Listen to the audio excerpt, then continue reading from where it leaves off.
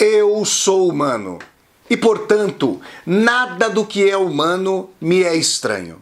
Assim falava o poeta e dramaturgo romano Terêncio, e assim falo eu, Flávio Ricardo Vassoler, escritor, professor e youtuber. E hoje, em mais uma resenha de filme aqui do meu canal do YouTube, Flávio Ricardo Vassoler, eu trago para vocês uma discussão sobre o belo filme Um Estranho no Ninho, obra de 1975, que contou com a direção do cineasta de origem tcheca e depois radicado nos Estados Unidos, Milos Forman. Eu já vou começar a conversar com vocês sobre Um Estranho no Ninho, esse filme que vai ao coração da loucura e que traz uma série de metáforas, não só sobre a patologia, que eu vou chamar de sociopatologia, mas também sobre as dimensões da liberdade ou de falta da liberdade.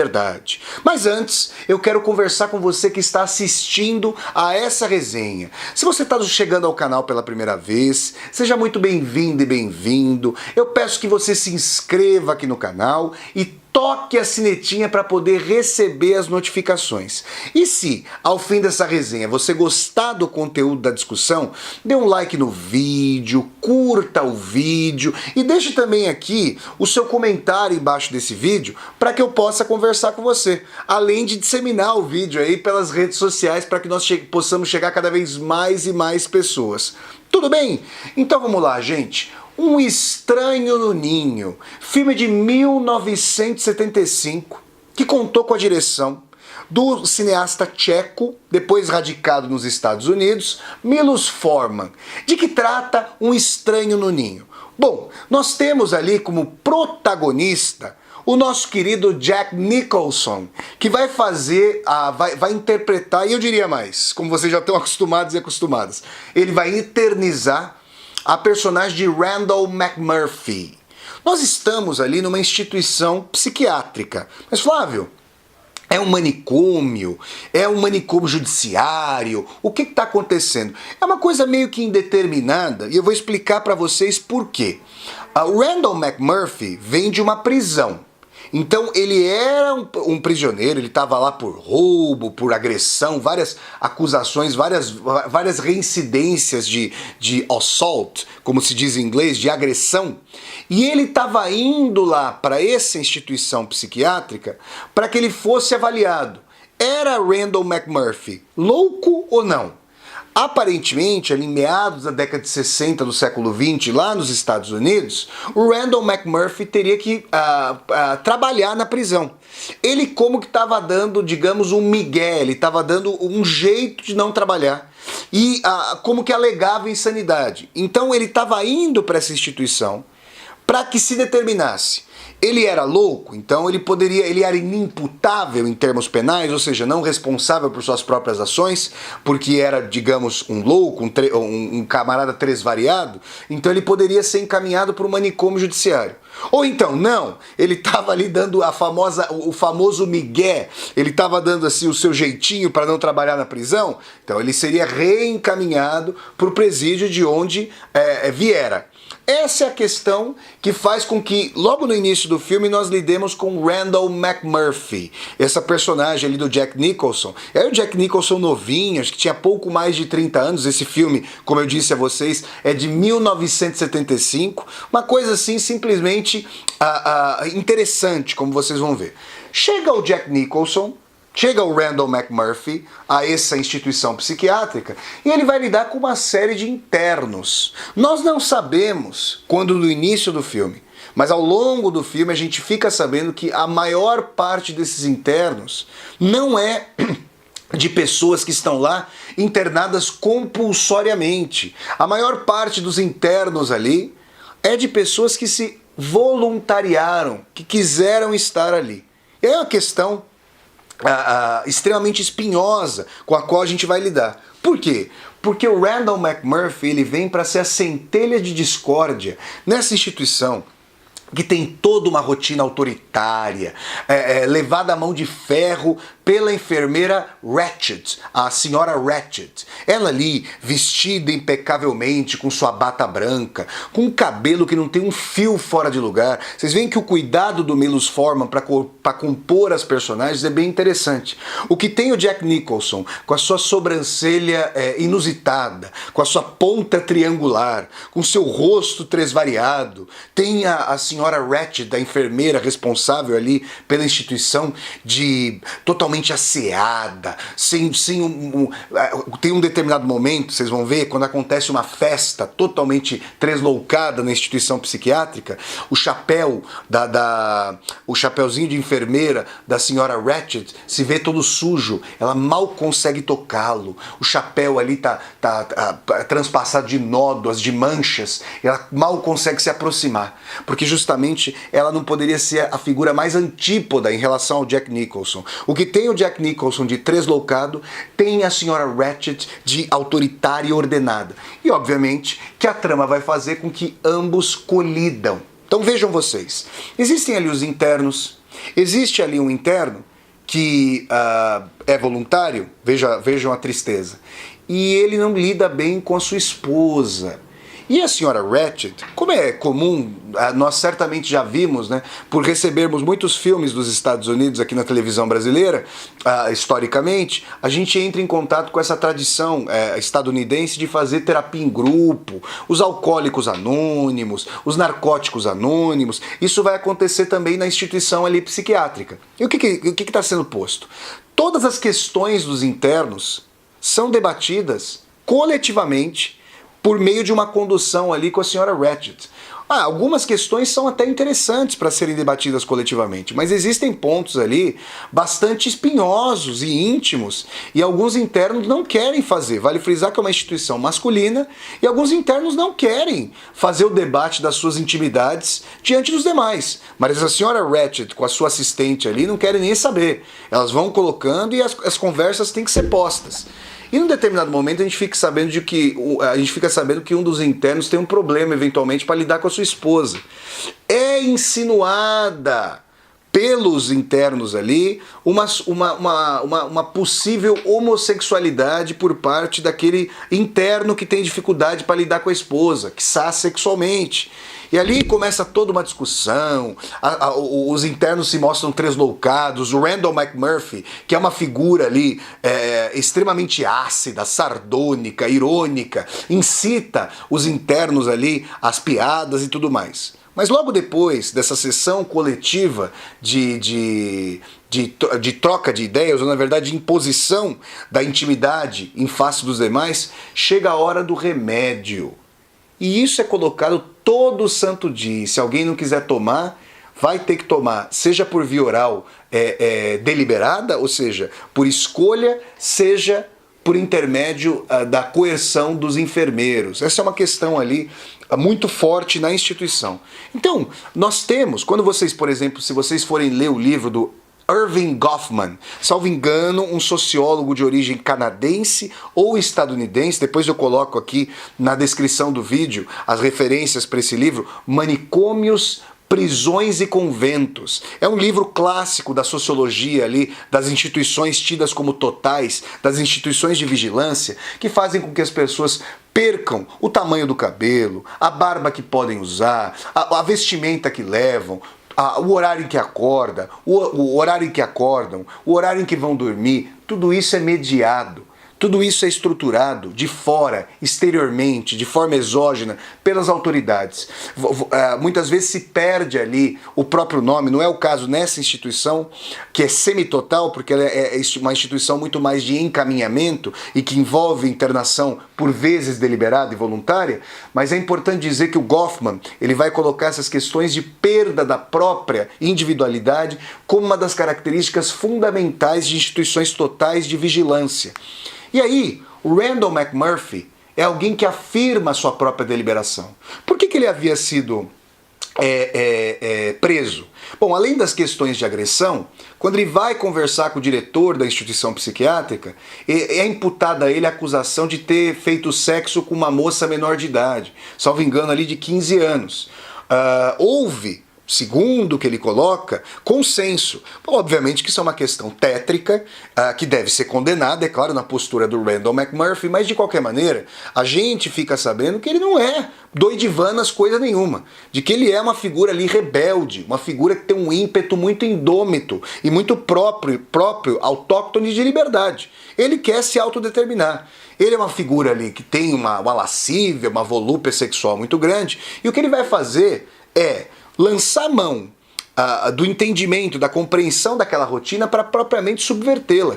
Ele vai começar a jogar os internos daquela instituição psiquiátrica, aí sim um estranho naquele ninho, contra a senhora Ratched. Então, a cada momento, a senhora Ratched vai ficando enfurecida com as investidas do Randall McMurphy. E o que acontece? Desde o momento em que ele está ali naquela instituição, ele planeja escapar.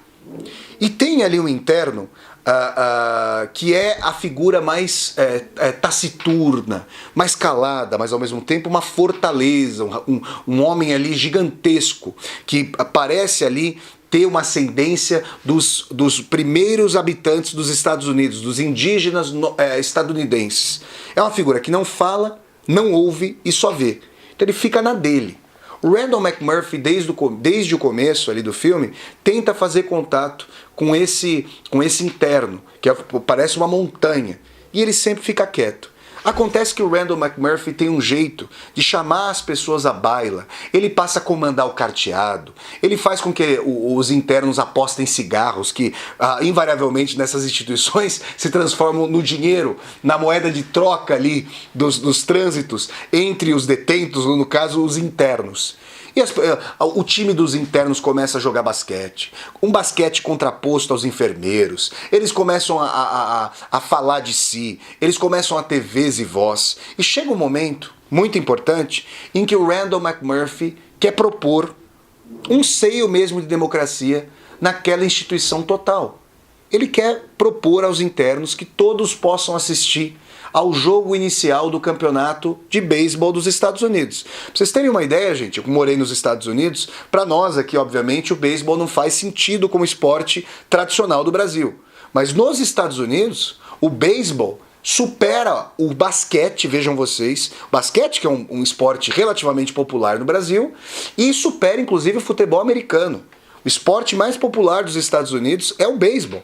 E as partidas duram horas, é uma coisa assim interessante para os Estados Unidos, para os estadunidenses. E a senhora Ratched, dizendo que é uma rotina toda estipulada, quer romper com essa possibilidade, esse germe democrático insuflado pelo Randall McMurphy nos internos. Na primeira votação, olha, uma votação é colocada, ele perde. Na segunda ele vem a ganhar. E na verdade o que ele vai fazer é instilar um germe de liberdade. Aqueles que haviam sido voluntariamente internados, estavam desacostumados a regrar a própria vida, vão agora poder, mediados por um certo profeta, chamemo-lo assim, por uma centelha de discórdia, vão ser chamados à baila para regrar a própria vida. Gente, para além daquela narrativa microcósmica, para além daquele microcosmo, para além daquela situação específica da instituição psiquiátrica, quantos e quantas de nós não alienamos a nossa própria liberdade? Não achamos mais fácil que outrem estabeleçam regras para aquilo que nós fazemos, a que horas acordamos, quando vamos dormir, como vai ser a nossa rotina?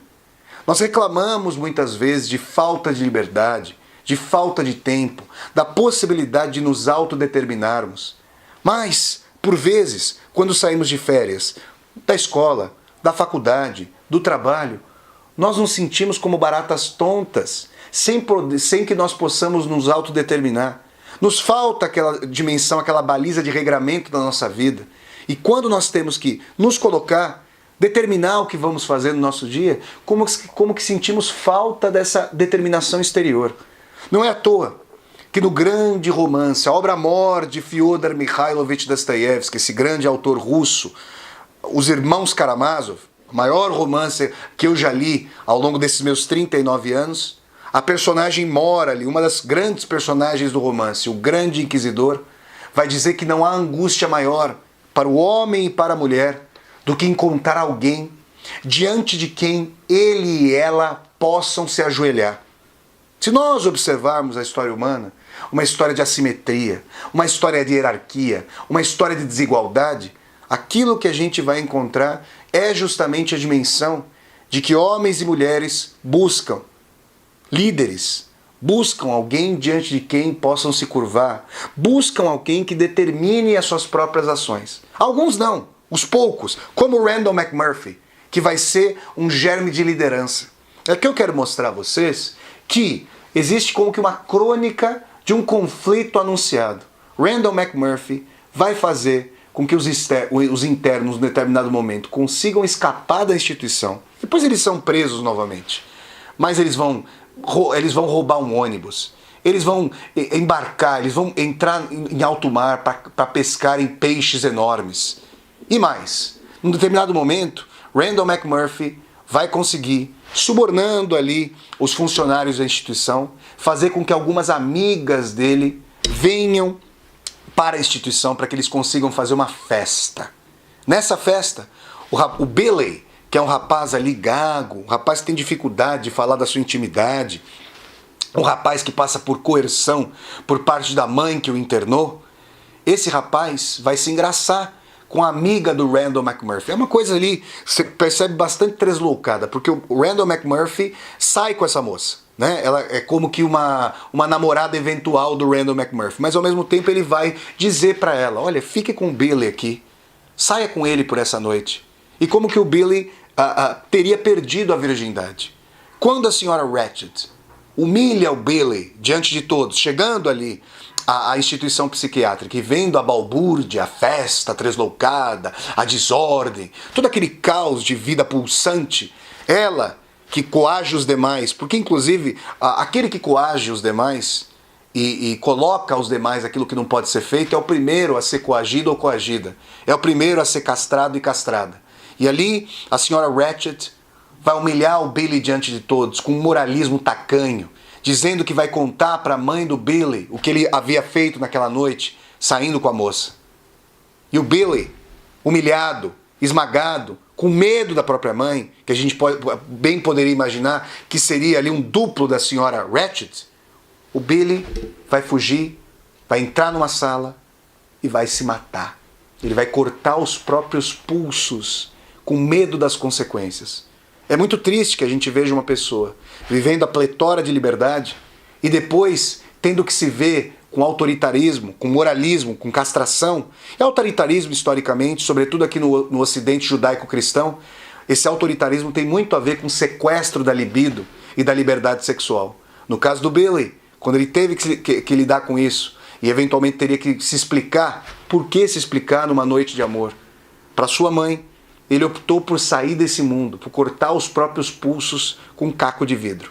Vejam vocês, é nesse momento que Randall McMurphy vai se contrapor à enfermeira, vai tentar inclusive esganá-la, sufocá-la, e aí ele vai ser então na sequência preso pelos enfermeiros, vai tomar muita porrada e vai ser lobotomizado. Aí é que vem a questão. O índio muito grande, muito forte, tinha ali o cárcere, não apenas exterior. Por ele não falar e por ele dizer que não ouvia, ele como que estava preso em si mesmo para os demais. Randall McMurphy é o mediador da liberdade desse índio. Numa determinada conversa entre ambos, eles combinam a possibilidade de Randall McMurphy e o índio, e também os demais internos, fugirem daquela instituição autoritária e coercitiva. E num determinado momento, o índio vai dizer para o Randall McMurphy que o seu pai não bebia. Não era propriamente ele que bebia. As garrafas o sugavam. As garrafas sugavam a vida do pai do índio. E ele se rebelou e se revoltou contra a perda de liberdade do pai. Quando Randall McMurphy volta lobotomizado, volta ali com marcas na cabeça, como se tivesse passado por processos terríveis em termos psiquiátricos, o indião não consegue aceitar que o mediador da sua própria liberdade, ele que agora se sentia forte e pronto para sair da prisão, pronto para caminhar com liberdade, ele como que não pode aceitar que o Randall McMurphy, mediador da sua liberdade, figura ali a mimetizar a instância paterna, também tenha sido lobotomizado, também tenha perdido a sua autodeterminação. Numa cena sumamente paradoxal, aquele que se viu livre, que se sentiu livre pela mediação do profeta, entre aspas, libertador, vai asfixiar o mediador da sua liberdade. É interessante essa metáfora, porque na tradição judaico-cristã se coloca que Jesus Cristo teria sido crucificado em prol da expiação dos pecados de todas e todos nós. Essa leitura, da qual eu discordo, mas de qualquer maneira é uma leitura tradicional aí do judaico-cristianismo, tem aqui um paralelo interessante com o que acontece na relação entre o cativo que se vê liberto com a mediação de Randall McMurphy, digamos, o profeta da discórdia, e depois o próprio cativo, se sentindo livre, vai mutilar, vai asfixiar, vai matar aquele que mediou a sua própria liberdade. A cena final de Um Estranho no Ninho é o índio pegando ali uma pia, uma fonte de água enorme, só ele poderia conseguir com a sua força, né? Ele que era uma verdadeira montanha, só ele poderia conseguir levantar aquilo ali. Ele joga contra a janela, abre o caminho da liberdade com a sua própria força, depois de ter matado o profeta da mediação de liberdade, o profeta da discórdia, Randall McMurphy. Um Estranho no Ninho, gente, é mais do que uma narrativa sobre uma instituição psiquiátrica com internos coercitivos e internos voluntários. Um Estranho no Ninho é uma metáfora para um tipo de sociedade que faz com que a melhor energia das pessoas seja drenada para a configuração de uma rotina coercitiva que lhes é alheia. Uma energia que poderia estar vinculada para a construção de subjetividades mais livres, plurais, ricas e complexas.